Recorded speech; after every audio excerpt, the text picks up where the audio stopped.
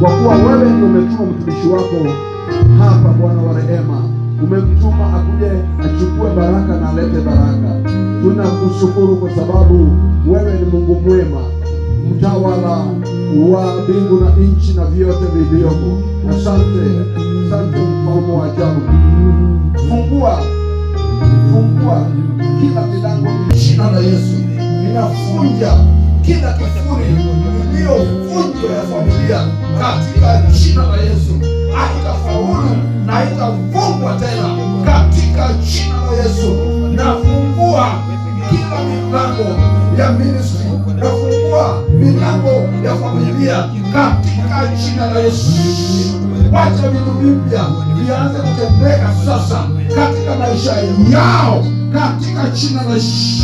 Wachilia sasa, wachilia shida, wachilia vitu ulioshika